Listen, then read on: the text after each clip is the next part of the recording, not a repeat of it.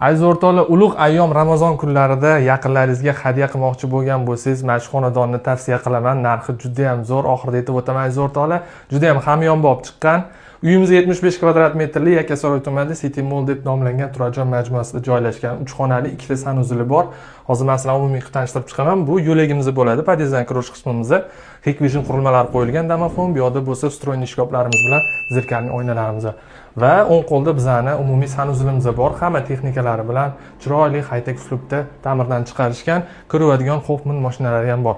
Bu yoqda bo'lsa lounge zonamizda, mehmonxonamizda ko'rsanglar bo'ladi. Yumshoq mebellarni qo'yishgan. Bu yoqda kattagina televizorlarimiz, chiroyli dekorlarimiz, xo'p, komodlarimiz bilan joylashtirib ta'mirdan chiqarib qo'yishgan. Bu yoqda bo'lsa 4 kishilik stol stullarimiz, bemalol yaqinlarimiz bilan o'tirib nonushtalarni qilsak bo'ladi. Va bizning kattalar yotoqxonamiz bor, ko'rsanglar bo'ladi. Master spalnimiz, bu yoqda o'zini loft shkaflari, garderobni shkaflari va komodlari va o'zini alohida sanuzliga ega. Ko'rsanglar bo'ladi, televizorlari, konditsioner, hamma sharoitlari podключ tayyor qilib qo'yilgan aziz o'rtoqlar.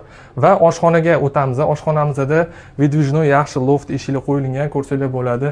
Komplekt Hoffman texnikalar bilan joylashtirib, patologgacha stroyniy shkaflarini qo'yib qo'yishgan aziz o'rtoqlar. Bu yoqda bo'lsa bizning yosh bolalar yotoqxonamiz, 2 kishilik yosh bolalar yotoqxonasi, alohida yumshoq kravatlari, katta yer yuzini, ya'ni sharimizning kartasini joylashtirib qo'yishgan. Bu yoqda bo'lsa o'zini shkaflari ikkitalab, bu yoqda dars qiladigan stol stullari va kitob uchun javonlari ham joylashtirilgan aziz o'rtoqlar. Uyimizdan narxiga keladigan bo'lsak, 142 ming AQSh dollarida kelib ko'rsanglar, yana chiroyli narxda baraka qilib bera olamiz. Sizlar bilan Nodirlar bo'ldi. Hammalarga omad.